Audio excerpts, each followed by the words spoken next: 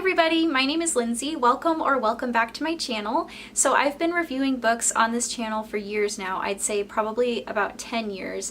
But as of last November, when I vlogged my NaNoWriMo journey, I have officially entered AuthorTube. Yay! Today I'm also wearing my NaNoWriMo winter shirt from last November, because I did end up finishing my book. I am so excited to be part of such a supportive and fun community of writers.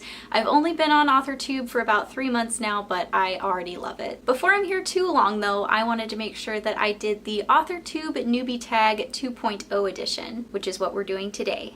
Let's jump in. Question 1 is, what made you want to start writing? I've actually been writing since longer than I can even remember. My mom says that when I was really little, before I could write anything, I would ask her to write down my stories for me, and I would tell them to her and she would write them on a piece of paper for me. My earliest memories of writing, or of trying to write, was before I could write words. I would have a lined notebook and I would scribble in it. I would just swirl, and write, and just do what my mind, I don't know, my mind was going and my pen was going, but words weren't happening. And then I would look back later and I would be so frustrated because I knew I wrote something good, but I had no idea what it was. I do know that at one point those early stories were about unicorns, at one point they were about a princess, and at another point they were about pirates. I'm pretty sure, but that's all I know, and that's all I can tell you. Question number 2, if you were a book, how would you pitch yourself? Lindsay plans to do it all in the 31st year of her life.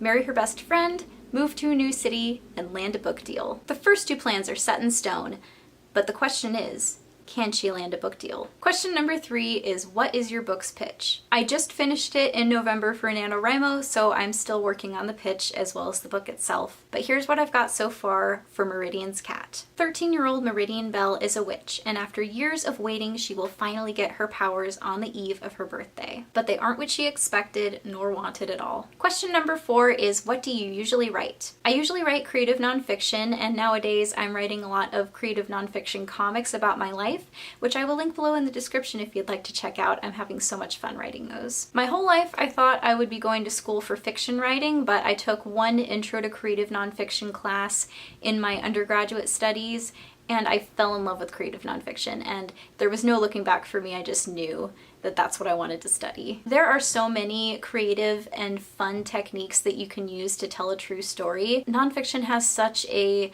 negative association with it. A lot of people think that it's bland or boring or like a textbook, but there is so much that you can do to tell a true story. There are so many techniques and forms, and there's so much you can do with creative nonfiction. That's why they call it creative nonfiction.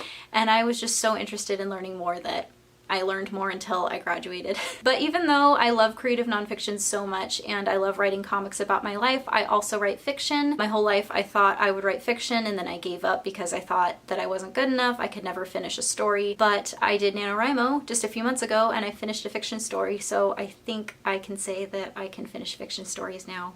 And I'm a fiction writer. So long story short, I write creative nonfiction, comics about my life, and fiction, specifically right now middle grade fantasy fiction. Question number 5 is, what is something that you'll never write? I will probably never write a horror novel because I'm a fraidy cat and I've never even read a horror novel.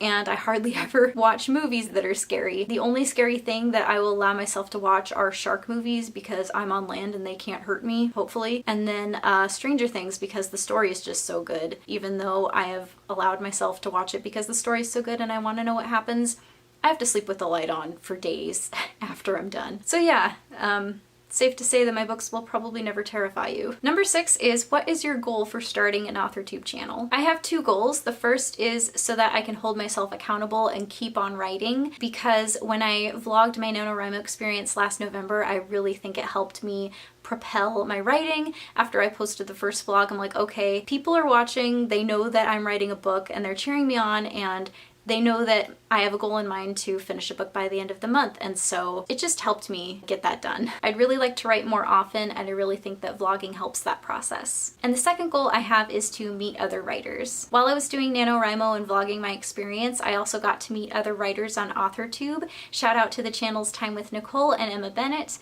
And I had so much fun writing alongside other writers and all of us talking about the goals that we had and the stories that we were writing. I just really enjoyed sharing our experiences successes and celebrating with one another when we met certain goals, and I really want to keep doing that. I'm having a lot of fun in this writing community, and I want to continue being part of it. Question number 7 is, what is your publishing path? Aside from my webcomic, I don't have anything published yet. But in terms of when I want to start publishing books, I think I'm going to go the route of independent publishing because I've heard that independent publishers really take care of their authors well. However, I'm not totally writing off being published by a bigger publishing house or self-publishing. I think it just depends on what makes sense for me and what makes sense for the book when the time comes. Question number 8 is, what content do you bring to the AuthorTube table? Primarily, I'm going to be working on writing vlogs for AuthorTube, but I'm also interested in making videos about my current writing projects and where I'm at with them, as well as writing tips and topics videos, as well as writing tag videos. So I'm pretty open, but primarily it's going to be the vlogs. Aside from that, this channel is also a booktube channel. It started out as a booktube channel, and the booktube element is not going away anytime soon. So I also post book reviews and recommendations on this channel, as well as book tags and the typical favorite books of the year videos, which are my favorite videos. I also love traveling, and so occasionally I post travel vlogs. Question number 9 is, what is your biggest writing struggle? As a writer, my biggest enemy is time management. So before NaNoWriMo, I thought that I hardly ever had time to write, and I was getting really frustrated, and I was like, I have this dream to be a writer and publish books, but I never have time to publish books. What do I do? And then I did the NaNoWriMo challenge, and I finished a first draft of a book in a month, and I decided, oh, I can write a book, and I do have the time to write a book. I am just very bad at managing that time. Luckily, after NaNoWriMo, I have improved a lot, and I have found more time to write, or in other words, I have scheduled intentional time to write more, and I have a better routine, but I still have a long way to go. However, to end on a high note, I am so much happier now than I was before NaNoWriMo in terms of how much writing I'm able to get done. Question number 10 is, how did you find out about AuthorTube? I've known about AuthorTube for a while. I just haven't been watching AuthorTube until recently, and I haven't been part of AuthorTube until recently, but I believe that one of the first AuthorTubers, I don't know if you'd call her an AuthorTuber, she's more of a screenwriting coach, but the first writer that I subscribed to on YouTube was Linda Barcy. Linda Barcy's been posting writing videos for quite a while now, for some years, and I've been following her for a while, and she's honestly given some of the best writing advice that I've ever received, and so I will link her channel below if you'd like to check it out. And the 11th question, which is the final question, is, are you looking for any new channels to follow, beta readers, CPs, or other types of writing buddies? And the answer is yes. Right now I am looking for other AuthorTuber friends or channels to follow, so if you have an AuthorTube channel, please let me know in the comments below. Thank you all so much for watching my newbie video. I hope you enjoyed it. I really enjoyed making it, and like I said several times, I'm just so happy to be part of AuthorTube. I'm having a lot of fun, and it's been really helping my writing. Just all of the encouragement and support and friendship, it's been great.